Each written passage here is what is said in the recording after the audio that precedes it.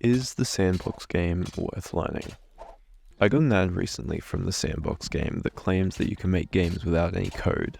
I thought I'd check it out and report on how it goes compared to, say, Unity, rest in peace, Godot, Unreal, other big engines that you would want to learn to pursue game development professionally. Or, of course, this could be a good starting point to get into game development in the first place. The premise here is they give you most of what you would need for a simple game: running, attacking, enemies, and a lot of assets like trees, houses, buildings, rocks to really streamline your creations.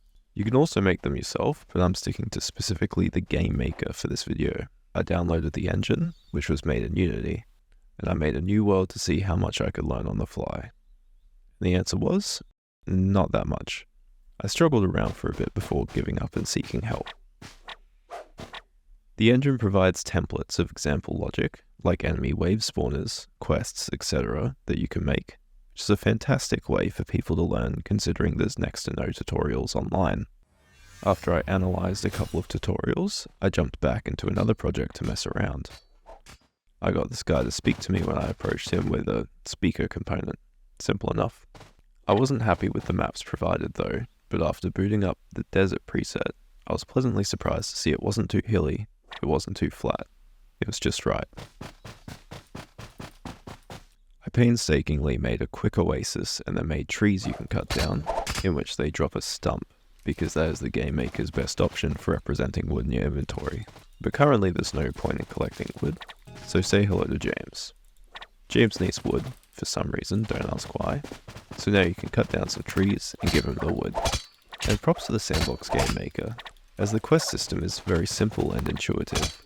I figured it out quite quickly and with minimal help needed from the templates. For the trees, it just looks for the tags called wood, which of course the collectible stumps have, and once you have 5, it completes the quest. Cutting down trees is fine, but this game was missing real combat. So I duplicated James, called him Albert, and set him up to give the player a quest about saving a friend from some imps in a camp. It's very simple, you just go there, kill the imps, and report back. After testing this a few times though, I learned that I'm really not a fan of the combat, as the enemies can attack without their attack animation, making it tough to know when to parry. This makes the game unfair unless you play it unnecessarily slowly. Dying, however, is quite forgiving, so it's not the biggest of issues, it's just not riveting gameplay. Now back to Albert's friend that needs saving. Originally, they were going to be human, but when I saw a dog, I thought that would work too.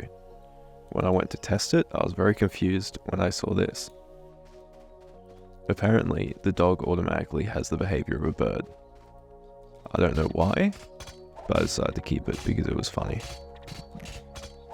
Whilst testing this quest though, I found a bug, and a bug I couldn't solve. The way the quest system works is through messages. You create a unique message, like friend quest, and make the quest start when it receives that message. You can then send that message when you choose the dialogue option of accepting that quest. Simple enough. I then spawn the imps on the same message, but this is where the issue arises. If I spam accepting the quest, the imps will spawn every time you press accept. The quest, however, never resets once it starts, nor can you have duplicate quests running at the same time. Therefore, if I can make the quest send a message to spawn the imps after it starts, I can make it only spawn the imps once. But quests can't send messages. I'm sure there is a way to fix this, but I've given up on it after a couple of hours of trying to figure it out.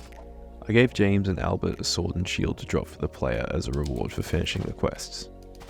Don't ask me how to make this actually buff the character, as the sword deals the same damage as the original sword, and the shield doesn't seem to do anything, but it is what it is. I then added the final quest. The final quest is to kill the bandits around the town, that being 5 camps with 5 bandits each. So here's a quick time lapse of me placing these camps around the map.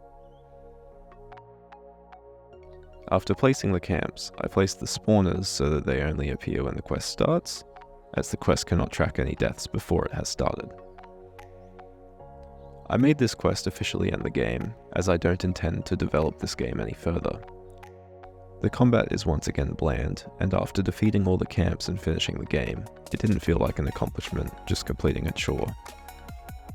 But with that being said, if you're curious about game development but are overwhelmed by your options, the Sandbox game isn't a bad place to start. An issue developers always have is getting way too ambitious and then never finishing their indie project.